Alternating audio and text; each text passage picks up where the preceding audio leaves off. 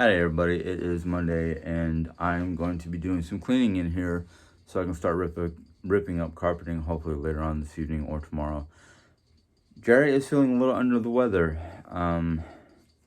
She's currently napping in her recliner in the living room. I don't know if it's lack of sleep or what it is. That's to be determined. Hopefully it's just exhaustion and lack of sleep. But anyhow, here we go. Hi everybody, welcome back to my channel, and I'm so grateful for you, Jim, to start off this video for me. I just wanted to start from where we left off. Jim is putting the garment bags full of clothes at the top of the closet as I filled the other day. If you guys ever think that this could be a way to store stuff for yourself. Now, technically, we could put these in our closet, but we were trying to keep the extra space for sliding stuff back and forth. And we don't really have an extra closet to store winter off-season clothes, so we're doing this instead. So hopefully it works out so well this summer, then we'll continue to do it in the future. So just wanted to thank everybody for your support during this time. I know I sound like a broken record with you guys, but I just really do appreciate all the love and support. And I just don't know kind of where I would be without you. And I wouldn't be without Jim. So thank you all. Thank you all. Now, I mentioned previously one of the reasons that we like to show each step of the process is because if you guys decide to tackle on something like this and you get stuck in a point, I want you to be able to have some reference of what to look back on and say, oh, how did he do it? How did she do it? And then maybe get some just step-by-step advice. I know that my favorite sort of tutorials and TV shows that had DIY things in them always had that kind of step-by-step situation. So that's why I want to bring it here for you. So as Jim mentioned earlier, I was down for the count this morning. I will tell you though, most days I've been feeling so much better. So this was one day that I didn't sleep well the night before and I was exhausted. We've been working really hard and my body's like, hey lady, what are you doing? So this is my cue to remind you to pace yourself. Rest when your body needs to rest and work when your body says it's time to work, okay?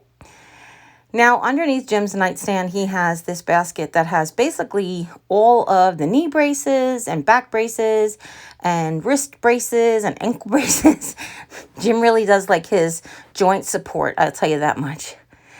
And we are going to go through them. We're going to see which ones still fit, are still usable, and sell whatever extras we have and all that stuff. So, but right now, if you guys watch this whole process, you know that when it comes to the purging of the things, I like to purge the things first. And then Jim likes to purge them after. So Jim would much rather take everything that he has, put it off to the side, and then go through it before he puts it away. I much prefer to purge the things as I take them out, to put them off to the side, if that makes any sense. So hopefully you guys know what I'm saying. But you do whatever works for you. You do whatever's best for you. If you have the space to, maybe your space limitations is actually,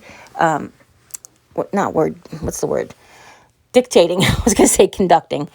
Maybe your space limitations are dictating how you have to do it. Now, he shot some of this video that we didn't share. He was basically really getting on himself about creating a mess. And he's like, I don't have anybody to blame but myself. And I don't think you guys really needed to hear him go on about it because we weren't looking to blame anybody. I'm not looking to blame anybody. He shouldn't be looking to blame himself even. You can take responsibility, but it's nobody's problem. It's nobody's fault. It is what it is. What's good about what he's doing with his new Hagee point of view or lifestyle that he's trying to invoke principles of is that learn from it. That's really what the most important thing is. It's not just about taking responsibility because that's not a huge thing, but it's learn from it. If you find that just throwing things on the floor like you're going to aim it for your garbage can and you miss, and leaving it there until it's time to do cleanup once a week, and that bothers you, learn from it. Don't do that anymore. If you drop it, miss it, go back, pick it up as you do, like that kind of thing. So what Jim has been basically doing this whole time is just clearing the area, moving everything from one side to the other, is the way he wanted to do it. And because I was down for the count, I didn't really have any choices or inputs, so I guess it is what it is. I think the reason that he truly wanted to do it by himself was because he wanted to do it his way, despite what I might have an opinion on. Now, you guys know that we work very differently, but hey, most men and women do. What he's trying to do is actually just trying to pile all of the stuff from the right side of the room to the left side of the room. I will tell you that it's fine. It really is. It's just when it's different. And I explained it to him yesterday and he understood. Yesterday, when we went to go finish, we actually had to finally deal with all the stuff that he was just moving. And so it's just one of those things about like, do it today or put it off till tomorrow. It actually did make it a little harder though, because then it was kind of like a chaotic pile of stuff as opposed to just like while he was taking it off his nightstand, if he ended up putting it in the storage box, along those lines. So I think you guys understand what I'm saying. Not criticizing him. He did a great job without me. I was just trying to, it was a teachable moment. I was trying to just teach you guys and teach him at the same time that if you deal with it at the time, you don't have to deal with it twice later, and it might be a little worse later. So that's that. But he ended up doing a great job. He got all of his stuff moved over. He got the headboard moved over. We decided to not deal with any of the artwork yet. We're probably going to do that when we're ready, right before we're ready to move furniture, because some of the artwork is actually in the way of some of the furniture. So we're probably going to pull down all the artwork then, and then decide how we're going to redecorate it. The wall that had Jim's dresser on it is going to be a very wide open wall, and I have so many different things that I want to do with it. But of course, it's not just my room, so we have to discuss it like a family and figure out exactly what we want to do. Now, one thing we knew we wanted to do is Jim and I both had charging stations on our nightstands. They were very practical, really just a few years ago, but now they have so many more like multifunction sort of charging situations that it just isn't practical to have this big box on top of your nightstand taking up all this real estate. I do like it because it is a container, it's contained and organized, but again, it does take up most of the top of his and most of the top of my nightstands, which doesn't leave very much room for movement, if that makes any sense. But again, they're just not something we need anymore. I have a sword in my room. This was something that my wife got me as a replica of the sword from Assassin's Creed. And basically it's, can't remember if it was Altier's sword or Ezio's sword, but it is a real sword. The blade itself is not sharpened, but I'm pretty sure if somebody broke into my house and I jabbed him with this real good, it would get the point across that he just entered the wrong house.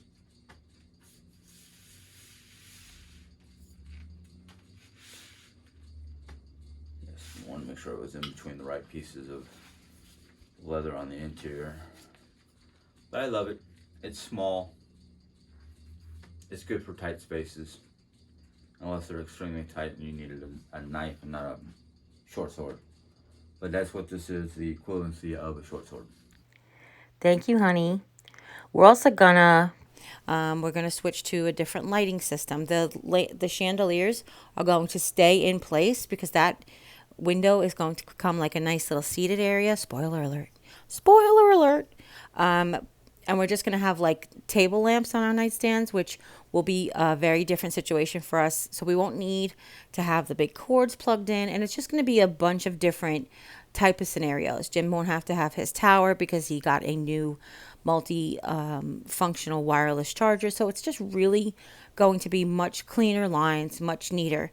So what he's doing is he's cleaning anything he knows he's not going to keep, or anything we know we're not going to keep. We try to clean so we could put it with the yard sale stuff.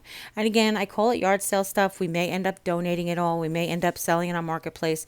We're not 100% sure, but we definitely are, basically going to try to get rid of it. Okay.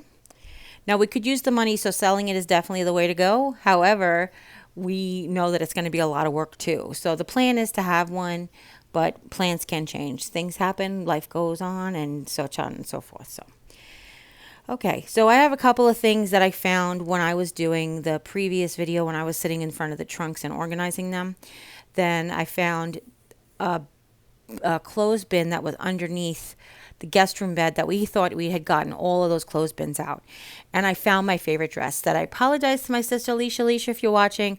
My mind was thinking that I gave it to you and you lost it, and I was just devastated. But that is not the case. Okay. So I found it, and he had to hang it up, and then we go on.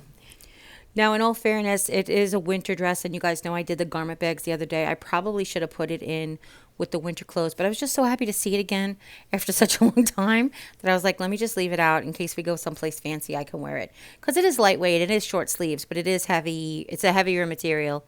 No, it's a thicker material. No, it's a less breathable material, and it's long. So there you go.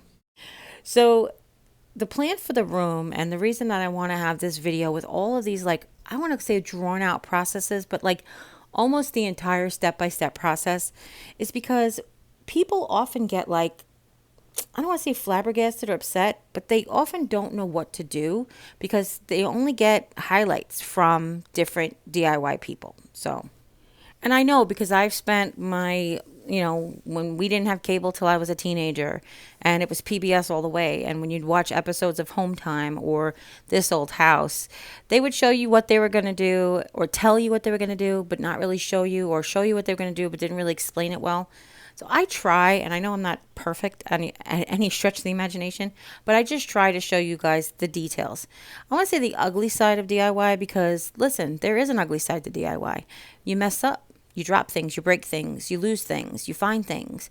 You have to deal with things that you thought you already dealt with, and you have to deal with things that you never expected you would have to deal with. So I want to be able to share the whole process with you so that you guys can not only be there with us and support us, but to basically see that even if you are afraid to try it, if you go ahead and just dig in, that even like everybody messes up. So if you mess up, it's not something to hang your hat on. If it gets frustrated, if you get discouraged, you don't have to give up. It's like I feel like this is a broken record. It's like eating an elephant. You just take one bite at a time. If you start to choke on one of the pieces, though, you can go just clear your throat and go back to eating that elephant. Okay. So one of the things that Jim said would be much easier for us is to take off the closet doors. And I agree 100%. They have these brackets on the bottom that are fairly easily removed, but it would just make the removal of the carpet easier. It'll make the installation of the floor easier. And then actually laying the floor in the closet will make that process much easier too. So if you guys have these sliding bifold doors like we do, they have sort of like a spring track roller ball. It's not really a roller ball, it's like a wheel, and basically it pops out when you pull it down, and you can swing the doors all the way out if you ever need to. And then the bottom, what holds the door in place, the door kind of goes up and then fits into this bracket on the side. It's actually screwed into the door jamb, not the floor. So, I mean, depending on how yours is, what I would recommend, and Jim didn't need to do this because he has done this process before, but what I recommend if this is your first time doing something, take photographs or video to show you how it was set up. And this way you can put it back the way it was found. Anytime we do a disassemble of something, that's what we try to do. We try to just take pictures of what it looked like before and possibly in the process. I like taking videos because video says like, oh, I realized that, I have to rip the stitches out before I can re-iron, before I could repin and resew, like, or whatever that process is. So it helps you work as well, So Jim is kind of removing the carpet the same way he did in the closet, where he's cutting strips and cutting sections and rolling it up and throwing it out, and doing the same thing with the mattress pad. Our carpet and most wall-to-wall carpet has tack stripping around the edges, which is basically what holds your carpet in place. If you have like an area rug, or if you put down your own carpet without that, then you don't have to worry about it. And I say that because my parents did lay wall-to-wall carpet without pads and without tack strips when in the 70s. So I'm just saying. But anyway, the tack strip has to come up just the same way he did inside the closet. He's just going to use a pry bar and a hammer and get up all of the tack strip along the edge. Now, one thing he did come across here, which was a little bit more of a process than in the closet, was the mattress pad is the mattress pad. I keep calling it a mattress pad. The carpet padding is stapled, and sometimes quite a lot, because it's actually like two pieces that they had to like staple it at the seam. Okay. And also, depending on your carpet, your room size, the carpet itself is actually pieced together with a piece of tape. So as he was like ripping up the carpet, we had to cut especially a few times where there was tape. But we'll show you that in tomorrow's video, I believe. So he found it easier working by himself to working sitting down. And we're going to talk about an easier way to do that tomorrow, but I just wanted to show you that if you cannot stand or have limited abilities to stand, a little time to stand, you definitely can do this from the seated position as long as you're comfortable on the floor. Just take off little pieces at a time. It's why we show you all these different ways to do it, because everybody has different abilities, different skills, different mobility issues or mobility what's the word I'm looking for? Limitations? No, you know what I mean. You know what I mean. So if you're a person who can't really stand, but you can sit on the floor and you can get up from the floor, no problem, then you can definitely do all of this sitting down. If you're a person who has no problem standing and really can't get down on the floor, then you can do this most from standing up. So we'll show that as well. Okay. Now, what I suggested to Jim was we get some twine. This is just cotton twine from like the Dollar Tree, but it actually is from my bro.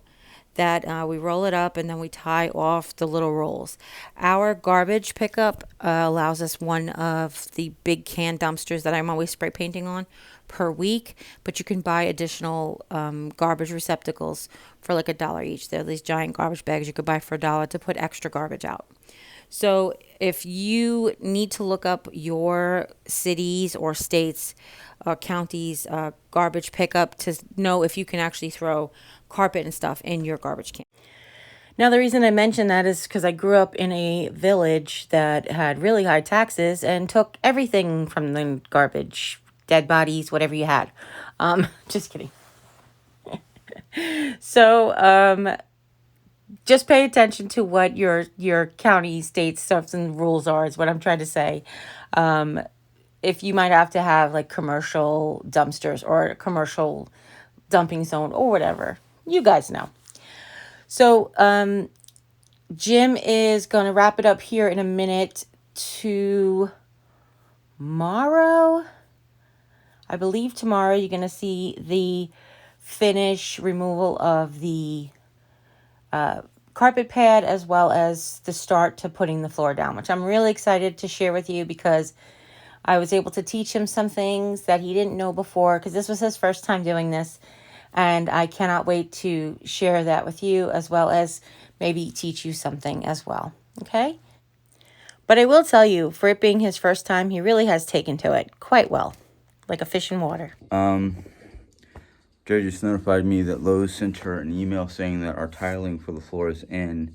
So I'm just going to finish ripping up what I've already taken the areas that already have the carpet removed, I'm gonna go ahead and just finish that up.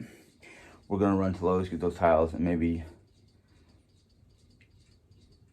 try to figure out how to remove those doors, because the way they did it is they installed those after the carpeting. So there's segments of carpeting underneath that area, and I need that to be cleaned up to lay the tiles. And I'm thinking that maybe once we get the tiles laid, we can just remount it where the brackets are, or were.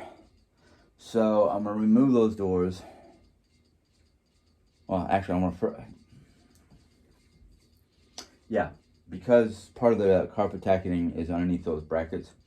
I'm gonna go ahead and remove these doors, pick up the carpeting, and go pick up the stuff at Lowe's. So let me see what I need. Now, I don't have the full footage of Jim taking the doors off. I think he said he erased the second half of this because he forgot to tilt the camera down and you couldn't see him taking the brackets off. But basically, if you have doors like this, they sort of have wheels on them. That's how I describe them. The wheels have springs on them. So when you push them down, if you close them all the way, it's a little easier. But if you push them down, then you can detach the ends of the doors. And then what you do is you can remove the brackets, push the door up. Basically, the brackets hold the door in place. The doors go like up into the top track and then back down into the bracket. And if you remove the bracket, then you can basically reposition the doors where you are. They also are adjustable. These doors have never lined up correctly since we moved in.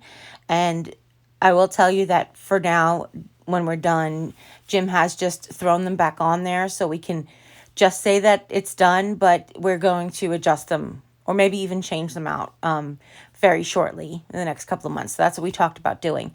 We will either adjust them to make them fit better, or we're going to replace them entirely. So that's two things we're talking about. Okay? That's it. You guys have any questions, you know what to do. The liking and the sharing really does help our channel, and as well as the thumbs up. And as always, you guys take care. God bless, and we'll see you next time. Bye.